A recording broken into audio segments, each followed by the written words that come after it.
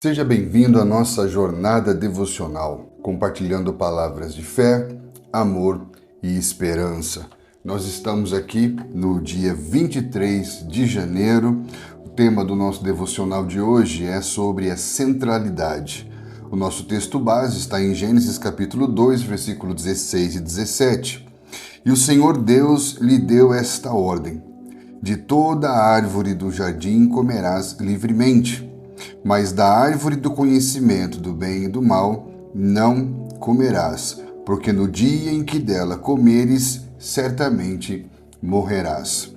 O texto do nosso devocional começa dizendo que no Éden, o primeiro lar do homem, conhecido como prazer, Deus criou um ambiente de harmonia plena, onde o homem podia desfrutar de tudo livremente. Era um lugar de harmonia com Deus, família e a criação. Deus colocou desejo no homem. Está em nossa natureza desejar ser aceitos, amar e ser amados, ter prazer, se alimentar bem, ser completos e dominar. Fomos criados para ser grandes e glorificar a Deus, depender dele para todas as coisas e expressá-lo em tudo. Porém, essa vida plena dependia da centralidade da vida no jardim, simbolizada pela árvore da vida, tendo Deus como fonte de toda a vida e prazer. Porém, essa harmonia foi quebrada quando Eva foi seduzida pela promessa de prazer e poder que excedia os limites estabelecidos por Deus, conforme 2 Coríntios, capítulo 11, versículo 3. A voz da serpente corrompeu a pureza dos seus desejos, levando-a a perder a centralidade da vida em Deus. Assim, o desejo que deveria levar à glorificação de Deus e ao domínio humano sobre a criação, tornou-se cobiça, o impulso desenfreado e destrutivo. Essa distorção do desejo é a raiz de muitos dos conflitos internos e rupturas relacionais que experimentamos. Deus criou o homem para o prazer, mas dentro dos limites que ele mesmo estabeleceu. Fora dos limites, o prazer se transforma em vazio existencial, descontentamento e dor. No nosso devocional de hoje, nós vamos falar sobre centralidade.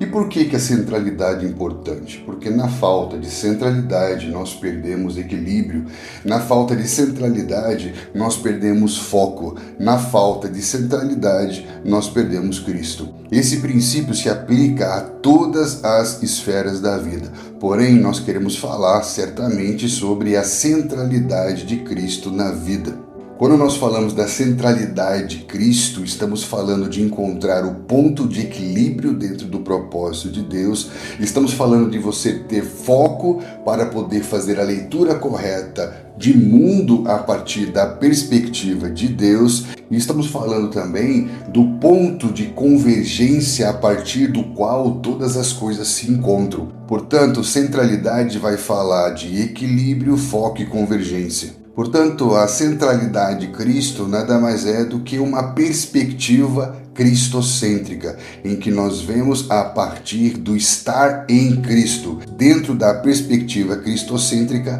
Cristo é a pessoa central de todas as Escrituras. Ele é o centro da reconciliação convergente de todas as coisas nos céus e na terra. Segundo Colossenses 1:17, nele tudo subsiste, nele tudo se mantém. Assim como o Sol é essencial para o movimento dos planetas em nosso sistema solar, Cristo é essencial para que as nossas vidas se mantenham alinhadas com todo o propósito original de Deus. Assim como a Terra se move a partir de um eixo central, um eixo a partir do qual nos movemos de forma alinhada com todo o propósito de Deus. Quando Cristo ocupa esse lugar de centralidade na vida, todas as áreas se alinham dentro de uma justiça divina, dentro de uma ordem pré-estabelecida. Isso se aplica aos nossos relacionamentos, à nossa família,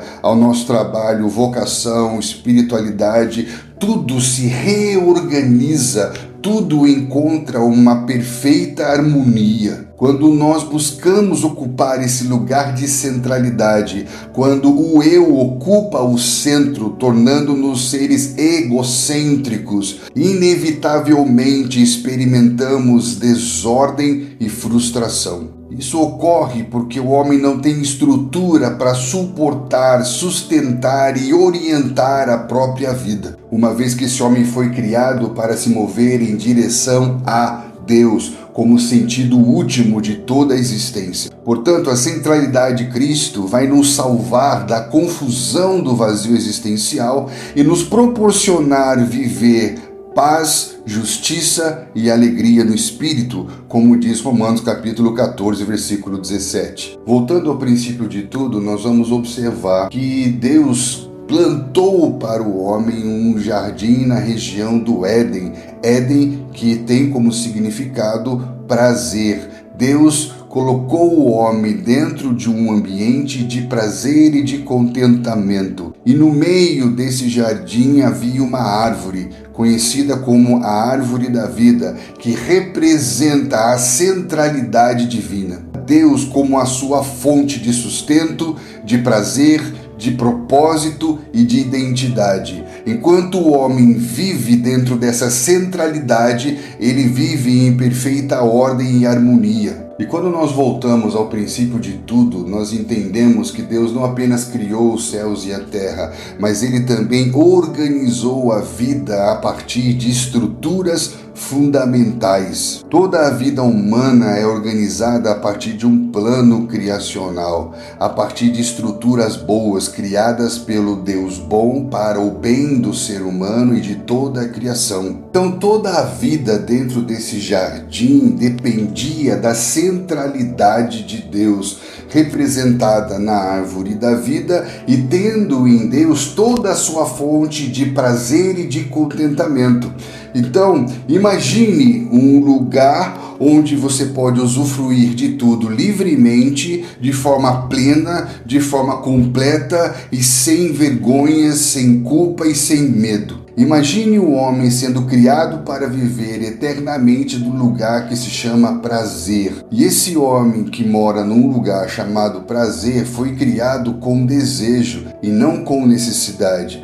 Isso quer dizer que ele encontrava prazer em se alimentar e não se alimentava porque tinha necessidade. Isso significa que ele poderia desfrutar de tudo livremente. Então, o homem que foi criado com um desejo de amar e de ser amado, de pertencer, de realização. E à medida que esse homem se deleitava em Deus, todos esses desejos do seu coração eram plenamente satisfeitos. Dentre essas estruturas originais, Deus estabeleceu a instituição do casamento.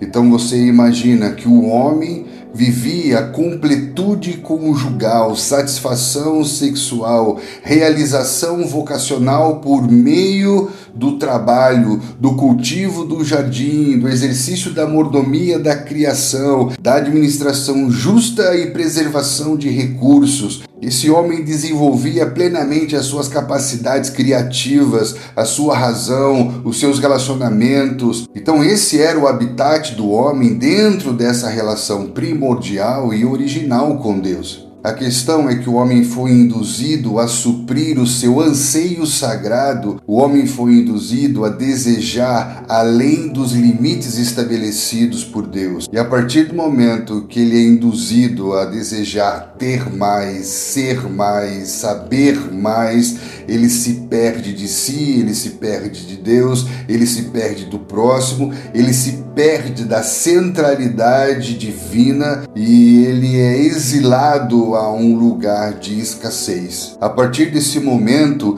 tudo que o homem busca experimentar é tudo que o homem perdeu ao se perder de Deus.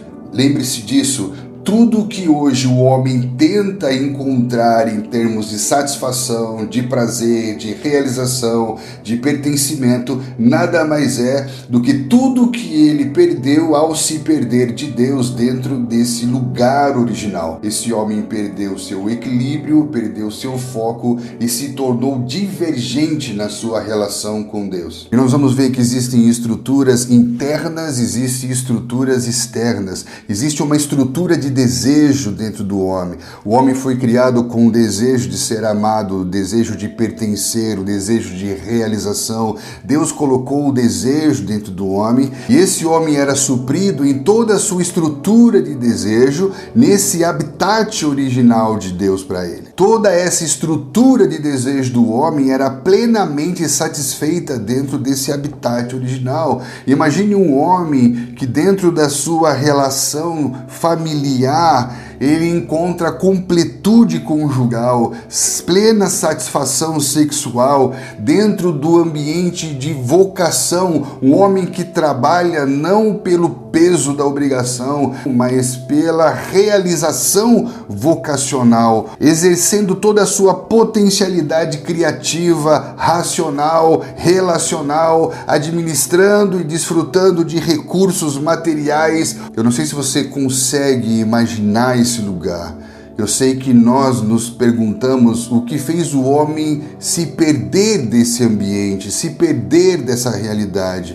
O fato é que a partir do momento que esse homem foi induzido a desejar além dos limites estabelecidos por Deus, a desejar ter mais do que Deus o concedeu para ter, a desejar ser mais do que Deus o fez saber, a desejar ser mais do que Deus criou para ser, esse homem se perde de si mesmo, esse homem se perde de Deus, o homem se perde desse lugar de prazer e completude e agora é exilado a um lugar de escassez. O fato é que tudo o que o homem hoje busca experimentar em termos de realização, de satisfação, de contentamento, é tudo o que o homem perdeu quando ele se perdeu de Deus. E o próprio fato do homem desejar essa realidade de satisfação, de realização, de prazer e contentamento é uma evidência de que essa realidade existe em algum lugar. E não é esse lugar que está perdido, mas o homem perdido que está em busca de reencontrar esse lugar. Então toda a busca do ser humano por prazer, por satisfação, por realização, por sucesso,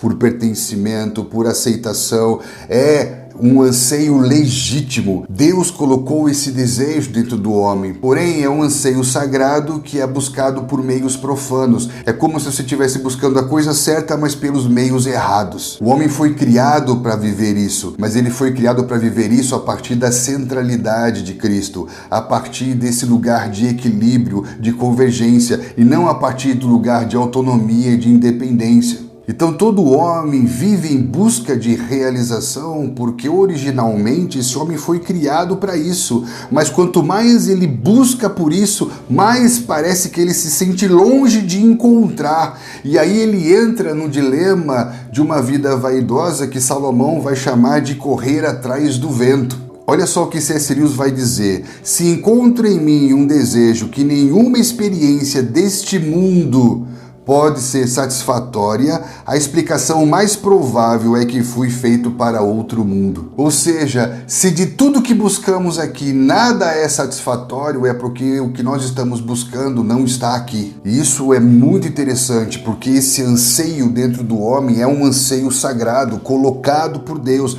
porém ele tenta ser suprido por meios profanos, fora da centralidade de Cristo, sem equilíbrio, sem foco e sem convergência. O fato é que Deus colocou o desejo dentro do homem, e todo o desejo que Deus coloca dentro do homem é um desejo bom, plenamente satisfeito dentro desse lugar de centralidade em Cristo. O desejo que fala de um homem que glorifica a Deus por estar plenamente satisfeito nele, agora torna-se cobiça, um impulso desenfreado, destrutivo e insaciável dentro do homem. Tiago capítulo 1, versículo 14 vai explicar isso. Vai falar de um homem que quando ele é atraído pela sua própria cobiça, ele concebe o pecado. Então esse homem vai transformar toda a boa dádiva de Deus em ídolos. Como assim? Porque o pecado da idolatria não está nas coisas propriamente ditas,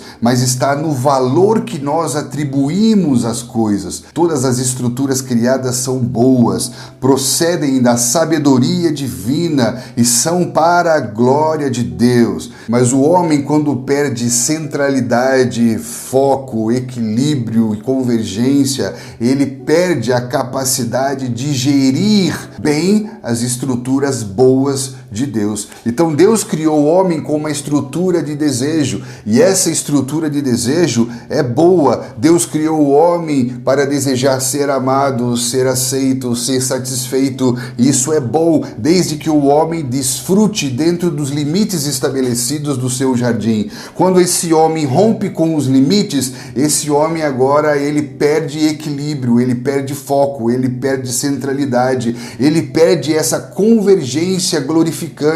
Ele só perde. Quanto mais deseja ganhar, mais ele perde. Nós estamos falando de um princípio de estrutura e direção. As estruturas são boas, mas o homem perdeu a capacidade de direcionar, de gerir corretamente as estruturas criadas por Deus. Então a corrupção não está na estrutura criada. A corrupção está no desvio da sua finalidade original. Então o desejo, ele é bom, mas quando esse homem perde centralidade, perde foco, perde equilíbrio e o coração se corrompe, ele não sabe mais governar a sua estrutura de desejo, ele se torna um homem insaciável, um homem sem limites, um homem que quanto mais tem, mais quer, e quanto mais quer, nada encontra. E quanto mais ele deseja, parece que menos ele alcança e mais vazio ele sente. Então as pessoas hoje falam que a instituição familiar é uma instituição falida, mas Deus criou essa estrutura como uma estrutura boa, designada para o bem. Então o problema é com a estrutura criada ou com o homem que perdeu a capacidade de direcionar corretamente essa estrutura criada por Deus. Muitos demonizam a riqueza, os recursos, mas Deus criou o homem para ser próspero, para ser produtivo. O problema está com a estrutura da riqueza ou com o homem que perdeu a capacidade de lidar com a estrutura da riqueza. Muitas pessoas têm receio de estar em lugares de influência, em lugares de governo, mas Deus criou o homem para estar nessa estrutura. O problema é com a estrutura de governo, ou o problema está com o homem que perdeu a sua capacidade de gerir e direcionar essa estrutura segundo o propósito de Deus. O homem, quando perde centralidade, ele perde equilíbrio, ele perde foco, ele perde visão, ele perde convergência em Cristo. E ele não consegue mais administrar segundo a ideia original de Deus. Por isso que esse homem transformou as dádivas de Deus em ídolos. Tudo que Deus criou para ser um meio pelo qual esse homem vai servir a Deus e ao próximo, honrar a Deus e ao próximo, se tornou o fim. Quando o homem transforma meios em fim, ele transforma dádivas em ídolos. Tudo que Deus criou para ser um meio pelo qual Deus é glorificado e o próximo é abençoado, o homem torna um fim em si mesmo. E quando eu atribuo sentido a algo, isso se torna um ídolo. Então, ao invés de negarmos as dádivas de Deus em nome de uma santidade, nós temos que aprender a desfrutar em santidade essas dádivas para a glória de Deus. Se você atribui o sentido da vida a ter mais riqueza, você nunca terá o suficiente. Se você atribui o sentido da vida à beleza, você nunca se sentirá belo o suficiente. Se você atribui o sentido da vida a ser intelectual, você nunca saberá o suficiente. Nós temos uma tendência a associar ídolos com coisas proibidas, mas a partir do momento que uma coisa muito boa que Deus me deu ocupa o lugar de Deus na minha vida, essa coisa muito boa que Deus me deu se torna meu Deus. João Calvino vai dizer que a idolatria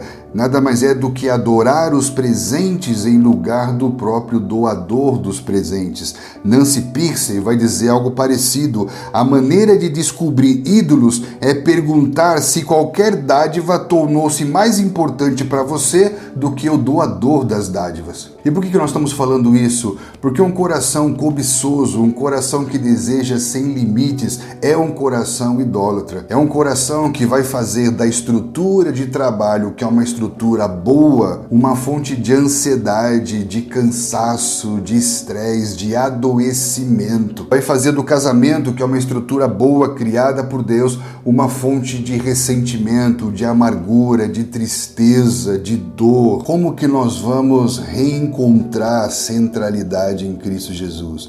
Nós precisamos restabelecer limites, porque todo prazer e satisfação que buscamos além dos limites do nosso jardim leva-nos a um lugar de insatisfação, perturbação mental, de dores emocionais e rupturas relacionais. O desejo sem limites nada mais é do que correr atrás de miragens. Ele é ilusório, é neurótico, ele é vazio e ele vai gerar sempre um descontentamento contínuo, uma falta de significado e de sentido. A cobiça é impulsiva, é compulsiva, é animal, inconsequente, insaciável, e Deus não criou para que o homem se tornasse um ser desequilibrado. Por isso que Paulo vai dizer: não vos embriagueis com vinho, mas enchei-vos do Espírito.